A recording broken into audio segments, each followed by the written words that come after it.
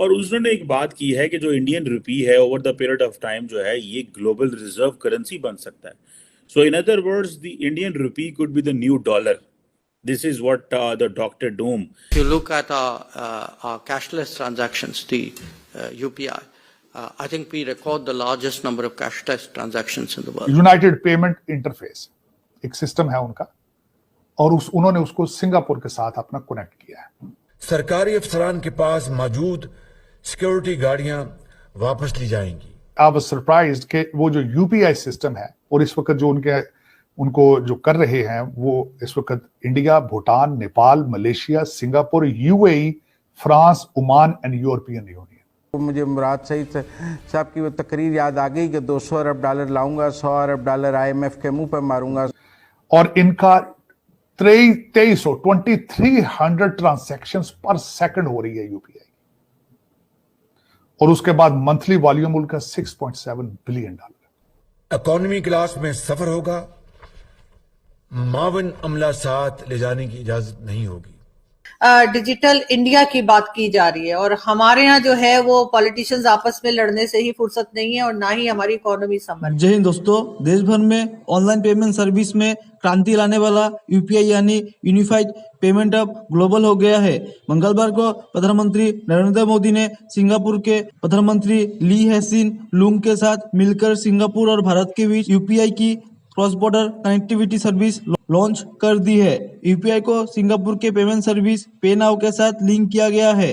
प्रधानमंत्री मोदी ने कहा कि UPI पे नाउ लिंकेज दोनों देशों के नागरिकों के लिए तोहफा है जिसका उन्हें बेसब्री से इंतजार था. मैं इसके लिए भारत और सिंगापुर दोनों देशों को बधाई देता हूँ.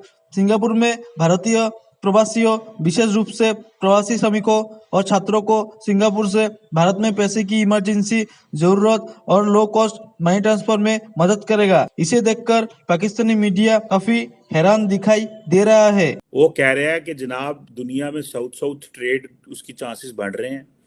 इंडियन करेंसी जो है वो नया ग्लोबल रिजर्व होगा. दोस्तों इस वक्त दुनिया में डी-डॉलराइजेशन की बात हो रही है और एक ये समझ लें कि एक हैं डॉक्टर डूम, वॉल स्ट्रीट उन्हें कहता है. उनको निक नेम उनका डॉक्टर डूम रखा गया था वॉल स्ट्रीट की तरफ से, नोरियल रूबिनी. उन्होंने ये कहा था कि देयर विल बी डी-डॉलराइजेशन हो जाएगी over the period of time. और उन्होंने एक बात की है कि जो इंडियन रुपी है over the period of time जो है ये ग्लोबल रिजर्व करेंसी बन सकता है. So in other words the Indian rupee could be the new dollar. This is what the Doctor Doom, जिसको वॉल स्ट्रीट ने ये जो है वो ये नाम दिया है. अब एक तरफ तो बात ये हो रही है जनाब कि there is a dedollarisation of the world, one thing, and Indian rupee could be the new dollar of 21st century. लेकिन पाकिस्तान की स्टोरी ये है कि पाकिस्तान के डिफेंस मिनिस्टर और DGISI जो हैं वो अफगानिस्तान पहुंच गए और वहाँ से जाके उन्होंने बात की जनाब कि हमें फ्रेश कमिटमेंट दें कि तालिबान जो हैं वो तहरीक तालिबान पाकिस्तान की जो TTP है उसको होस्ट नहीं करेंगे. और ये पाकिस्तान का बड़ा हाई लेवल डायलॉग जो है वो गया है.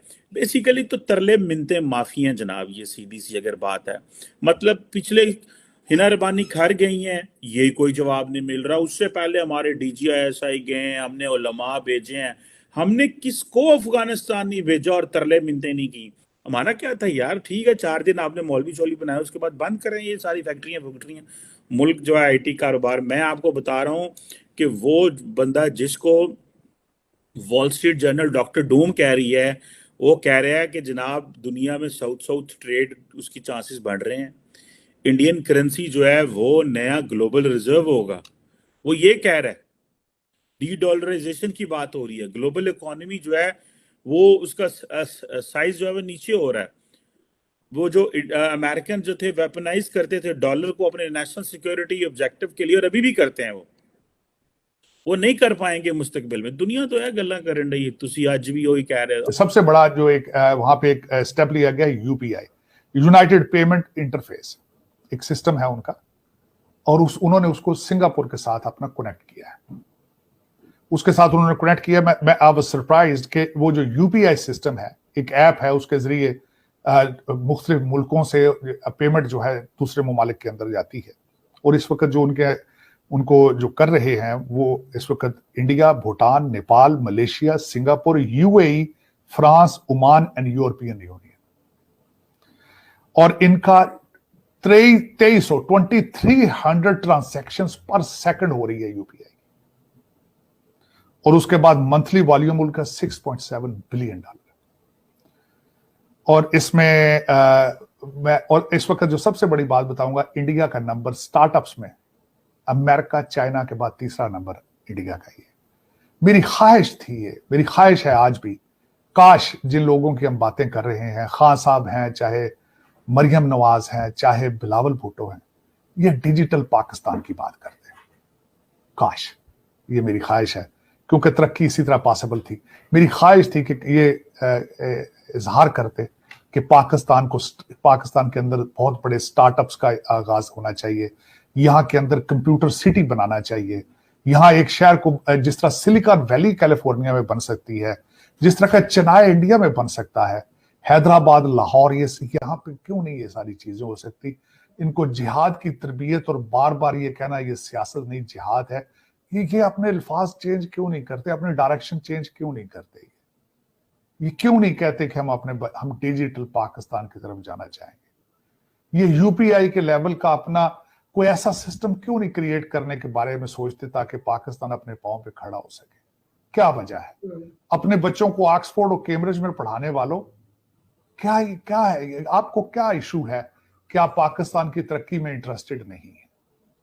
आप क्यों आप 76 साल से आपके और आपके आबाओ अजदाद जो कि ब्रिटिश एजेंट थे, 76 साल से आप लूट रहे हैं और अपनी जायदादें लंदन और दुबई में बना रहे हैं, तो पाकिस्तान को क्यों नहीं जीने देते आप 22 करोड़ लोगों को सांस क्यों नहीं लेने देते? ये मैं आज ही खासकर ये यूपीआई में इसलिए आपको बता रहा था कि यूपीआई ने अपनी एक कोलैबोरेशन की है सिंगापुर के साथ। क्यों की है? क्योंकि सिंगापुर में इस वक्त 6.5 लाख भारतीय निजात लोग वहां पे रह रहे हैं, काम कर रहे हैं, और वहां से जो उनकी रेमिटेंस आती है भारत की 4थे नंबर पे। और इस वक्त जब उन्होंने ये यूपीआई अपनी उनके साथ सिंगापुर पे के साथ अटैच की है, अपने फोन नंबर से पैसे भारत चला जाया करेंगे एक क्लिक के साथ। क्या आपके बच्चे ऑक्सफोर्ड और हार्वर्ड से यहां से जो पढ़ के जाते हैं, आंखों से अंधे हो जाते हैं कि वो जाके पाकिस्तान में डिजिटल पाकिस्तान की बात करने की बजाय जिहाद की ट्रेनिंग शुरू कर देते हैं? क्या वजह है? मैं खुद इसका जवाब ढूंढने की कोशिश कर रहा हूं। उम्मीद है कि आप भी कोशिश करें कि हमें जिहाद की बजाय डिजिटल पाकिस्तान